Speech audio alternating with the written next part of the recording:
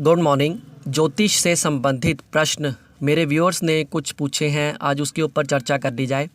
तरुण जायसवाल जी ने पूछा है, हॉरोस्कोप एनालिसिस करते वक्त लगन कुंडली और भावचलित कुंडली क्या यही दो देखनी ठीक है या चंद्र कुंडली भी ज़रूरी है देखनी?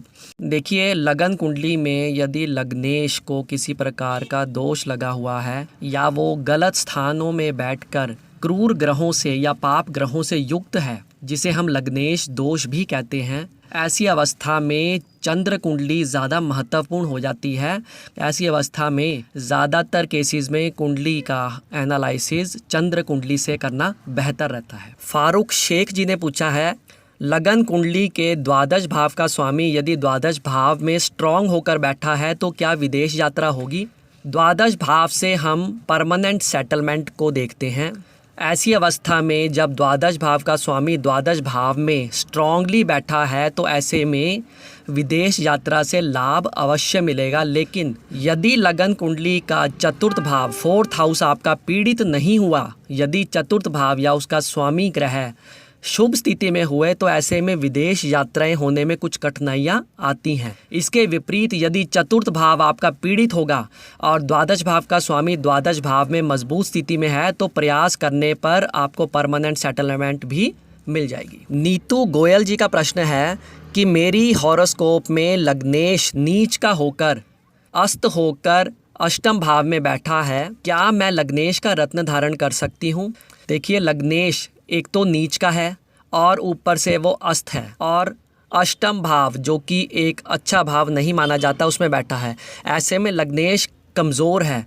यदि लग्नेश आपका अस्त ना हो, ऐसी अवस्था में लग्नेश का रत्न नहीं धारण करना चाहिए, नहीं तो 8th हाउस के रिजल्ट्स एक्टिवेट होके मिलेंगे। क्योंकि आपने बताया है कि लग्नेश आपका पूर्ण रूप से सूर्य से अस्त है, ऐसी अवस्था में लग्नेश का रत्न आपको ज़रूर धारण करना चाहिए और ये सारी ज़िंदगी आप धारण कर सकते हैं। वीना मलिक जी ने पूछा है, क्या सूर्य ग्रहण कुंडली में हमेशा ही खराब फल देगा? देखिए, लगन कुंडली में 12 भाव और 12 राशियां होती हैं। 12 गुना 12 यदि करें तो 144 बनता है, यानी कि 144 144 टाइप्स के सूर्य ग्रहण हॉरोस्कोप में होते हैं।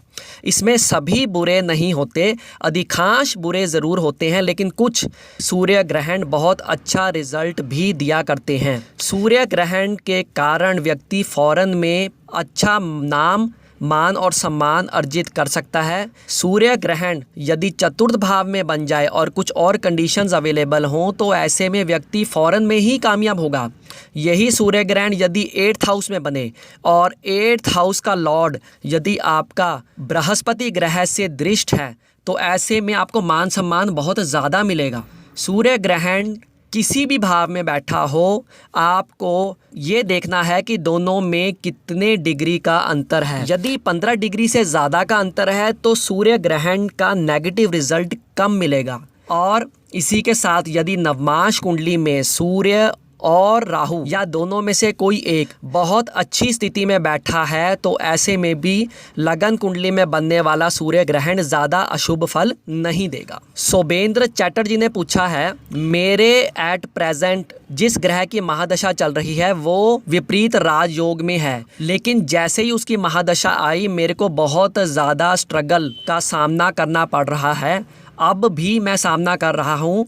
क्या ये सही है कि विपरीत राजयोग अच्छा फल देता है? मुझे तो अच्छा फल विपरीत राजयोग में नहीं मिल रहा। देखिए, विपरीत राजयोग के ऊपर मैंने एक डिटेल्ड वीडियो बनाई है कि किन परिस्थितियों में विपरीत राजयोग में आया हुआ ग्रह शुभ फल देगा और किन परिस्थितियों में विपरीत राजयोग में आया ग्रह शुभ फल नहीं देगा। यदि कोई ग्रह विपरीत राजयोग में आने के बाद वो शुभ ग्रहों से दृष्ट है, किसी कारण से वो मजबूत है, पाप ग्रहों से दृष्ट नहीं है, शुभ कर्तरी योग में है, ऐसी अवस्था में विपरीत राजयोग वाला ग्रह अपनी दशा अंतरदशा में अच्छा फल नहीं देगा। जितना विपरीत राजयोग में आने वाला ग्रह पीड़ित होगा उतना वो अपनी दशा अंतरदशा में शुभ फल देगा। असगर अली जी ने पूछा है, बुध ग्रह शुभ ग्रह है या या क्रूर ग्रह है। बुध ग्रह यदि शुभ ग्रहों के साथ बैठा हो तो वो शुभ ग्रह जैसा फल देगा, और यही बुध यदि क्रूर ग्रहों के साथ बैठा हो या क्रूर ग्रहों से दृष्ट हो तो वो क्रूर ग्रह जैसा फल देगा।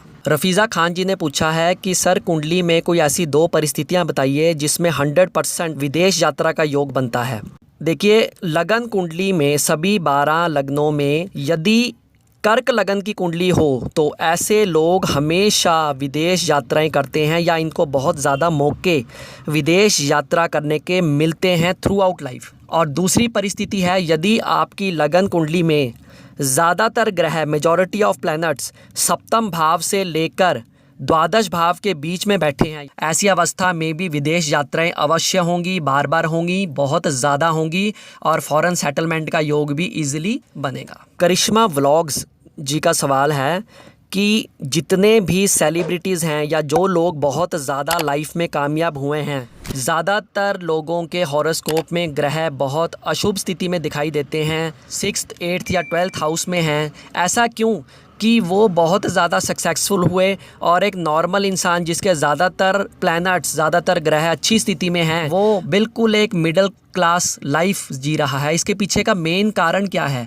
क्या एस्ट्रोलॉजी सच में वर्क करती है? देखिए, जितने भी अच्छे हॉरोस्कोप हैं, यानी कि अब हम सेलिब्रिटी वाले हॉरोस्कोप या जो रिच लोग हैं, जो बहुत कामयाब हुए हैं, सक्सेसफुल हुए हैं, नो डाउट ज़्यादातर के हॉरोस्कोप में काफ़ी प्लैनेट्स आपको बैड हाउसेस में मिल जाएंगे। लेकिन कामयाबी का एक राज है कि जो ग्रह आपका मूल त्रिकोण में बैठा है, मूल त्रिकोण राशि हर ग्रह की होती है, जितने भी लोग कामयाब हुए हैं उनके ज़्यादातर ग्रह मूल त्रिकोण राशियों में बैठे हैं। मैं भाव नहीं कह रहा, यदि मूल त्रिकोण राशियों में ज़्यादातर ग्रह बैठे हों और मूल त्रिकोण राशि का स्वामी भी यदि मूल त्रिकोण राशि में बैठा हो तो ऐसे लोग बहुत ज़्यादा कामयाब होते हैं, चाहे उनके ग्रह 6th हाउस, 8th हाउस या 12th हाउस में या किसी भी हाउस में पीड़ित होकर ही क्यों ना बैठे हों। ग्रह यदि उच्च का है, स्वराशि का है, मित्र राशि का है, वो एक अलग रिजल्ट देगा। लेकिन ग्रह यदि मूल त्रिकोण राशि में है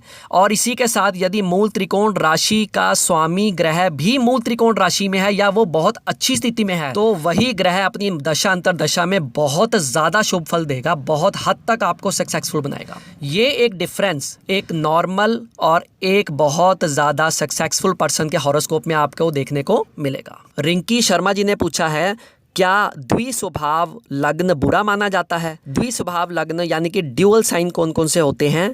मिथुन राशि, कन्या राशि, धनु राशि और मीन राशि। यदि आपका लग्न द्विस्वभाव राशि का है और आपके लगन में यदि आपकी लगन कुंडली में यदि चंद्रमा और बुध कमज़ोर अवस्था में है तो ऐसे में आपको डिसीज़न लेने में प्रॉब्लम आएगी, आप कंफ्यूज माइंडेड रहेंगे, आपका काम पूरी तरह कंप्लीट नहीं हो सकेगा। यदि चंद्रमा और बुध आपके अच्छे हैं तो ऐसे में द्विस्वभाव राशि भी आपको बहुत कामयाब करेगी।